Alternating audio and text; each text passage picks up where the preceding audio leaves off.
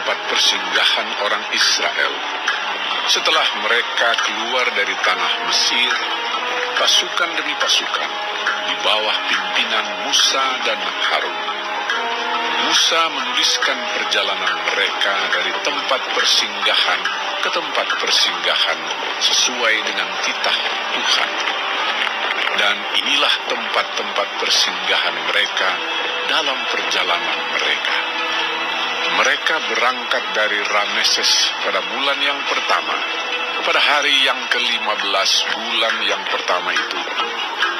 Pada hari sesudah Paskah, berjalanlah orang Israel keluar oleh tangan yang dinaikkan di depan mata semua orang Mesir, sementara orang Mesir sedang menguburkan orang-orang yang telah dibunuh Tuhan di antara mereka, yakni semua anak sulung, sebab Tuhan telah menjatuhkan hukuman-hukuman kepada para allah mereka.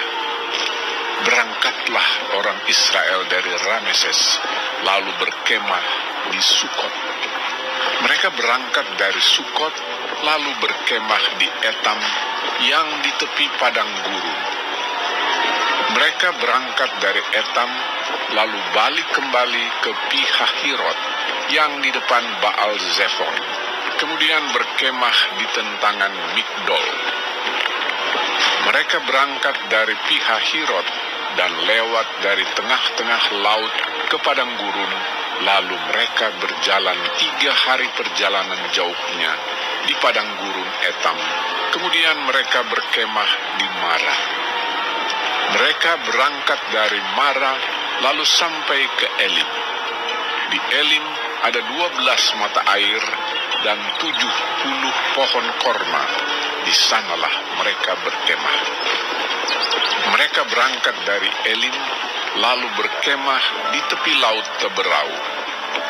Mereka berangkat dari laut Teberau, lalu berkemah di padang gurun Sin. Mereka berangkat dari padang gurun Sin, lalu berkemah di Dofka. Mereka berangkat dari Dofka, lalu berkemah di Alus. Mereka berangkat dari Alus, lalu berkemah di Rafidim, dan di sana tidak ada air minum untuk bangsa itu. Mereka berangkat dari Rafidim, lalu berkemah di padang gurun Sinai. Mereka berangkat dari padang gurun Sinai, lalu berkemah di Kibrot Ta'awa. Mereka berangkat dari Kibrot Ta'awa, lalu berkemah di Hazerot. Mereka berangkat dari Hazerot, lalu berkemah di Ritma. Mereka berangkat dari Ritma, lalu berkemah di Rimon Peros. Mereka berangkat dari Rimon Peros, lalu berkemah di Libna. Mereka berangkat dari Libna, lalu berkemah di Risa. Mereka berangkat dari Risa, lalu berkemah di Kehelata. Mereka berangkat dari Kehelata, lalu berkemah di Har Syafer. Mereka berangkat dari Har Syafer, lalu berkemah di Harada.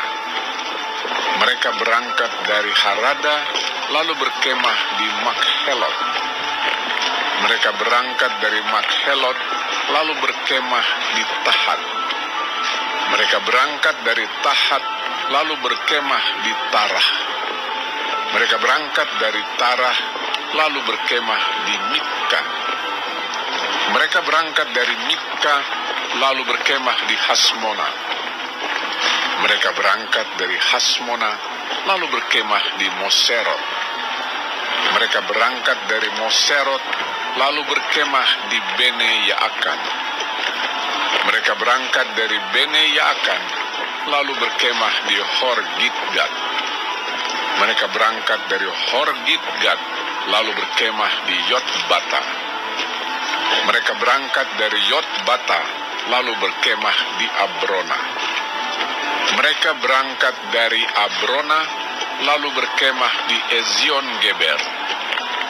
Mereka berangkat dari Ezion Geber, lalu berkemah di padang gurun Zin, yaitu Kades.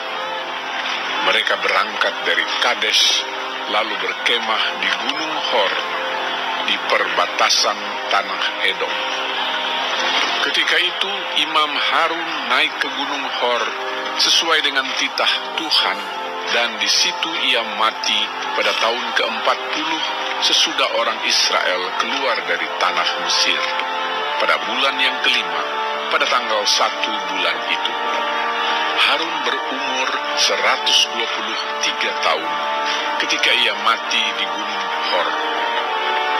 Pada waktu itu, Raja negeri Arad, orang Kanaan itu yang tinggal di tanah Negeb, di tanah Kanaan, mendengar kabar tentang kedatangan orang Israel.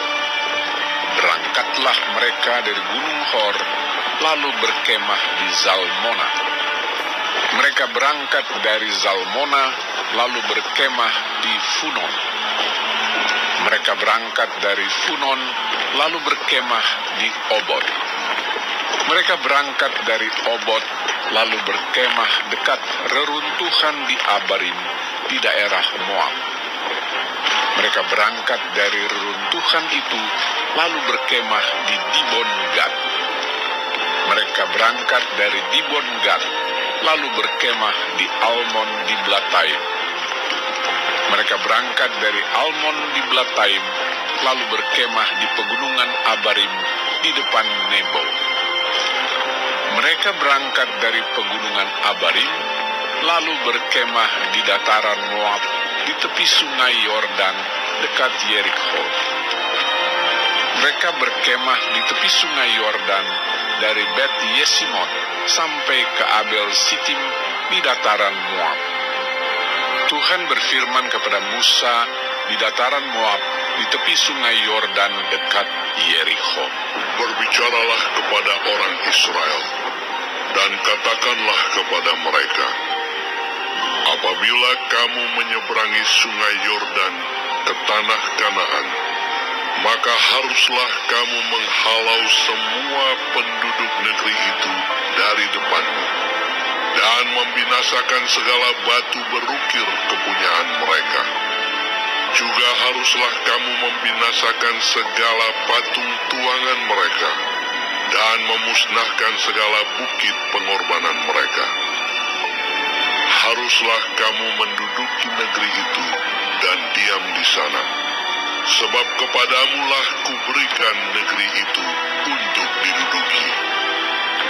Maka haruslah kamu membagi negeri itu sebagai milik pusaka, dengan membuang undi menurut kaummu. Kepada yang besar jumlahnya, haruslah kamu memberikan milik pusaka yang besar, dan kepada yang kecil jumlahnya, haruslah kamu memberikan milik pusaka yang kecil, yang ditunjuk oleh undi bagi masing-masing. Itulah bagian undiannya. Menurut suku nenek moyangmu, haruslah kamu membagi milik pusaka itu. Tetapi jika kamu tidak menghalau penduduk negeri itu dari depanmu, maka orang-orang yang kamu tinggalkan hidup dari mereka akan menjadi seperti selumbar di matamu, dan seperti duri yang menusuk lambungmu, dan mereka akan menyesatkan kamu di negeri yang kamu diami itu. Maka akan kulakukan kepadamu seperti yang kurancang melakukan kepada mereka.